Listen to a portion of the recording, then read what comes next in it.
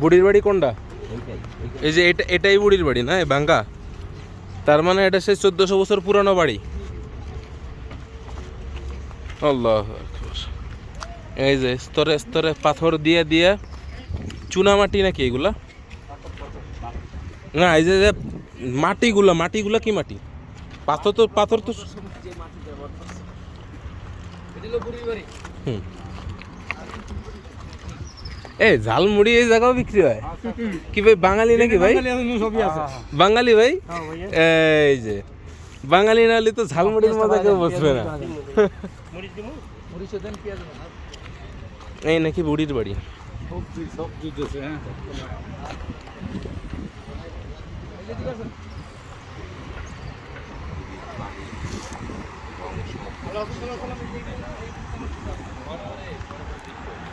তায়েফের রাস্তা, সুবহানাল্লাহ।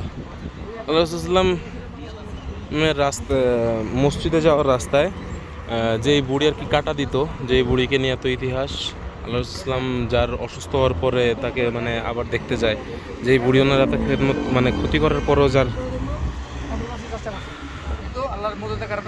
সেই বুড়ির বাড়ি এটা।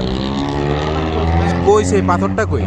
একদম উপরে, একদম উপরে নেট আছে না, নেটের পাশে। হ্যাঁ,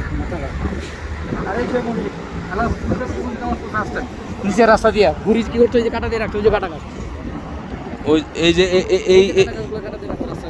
এই কাটা গাছের কাটাগুলো মানে আল্লাহ রাসূলুল্লাহ এই যে এই রাস্তা দিয়ে না, সোজা সোজা এই রাস্তা দিয়ে যাইয়া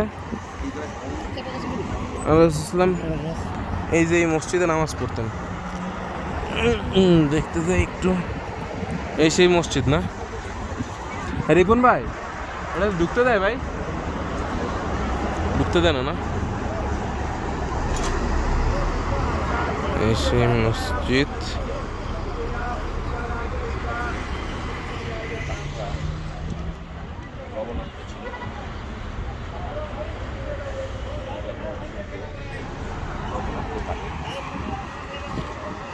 এই সেই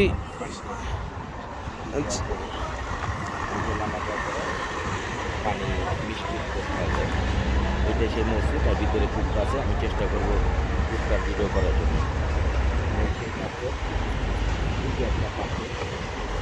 আচ্ছা, এই মসজিদের অন্য একটা কাহিনী আছে। কাহিনী হলো, এই মসজিদে একটা কূপ ছিল, যেটার পানি ছিল প্রথমে লবণাক্ত। তো পরবর্তীতে আল্লাহ রাসূলুল্লাহ জানার পরে কূপের মধ্যে আল্লাহ রাসূলুল্লাহ কিছু লালা মুবারক ফেলেন, যার পরে এই কূপটার পানি মিষ্টি পানিতে পরিণত হয় আর কি। সেটা আর কি এই মসজিদেই অবস্থিত। সো ভাই, কূপটা কোন সাইডে ভাই? এই যে কূপটা, এই হলো সেই কূপ।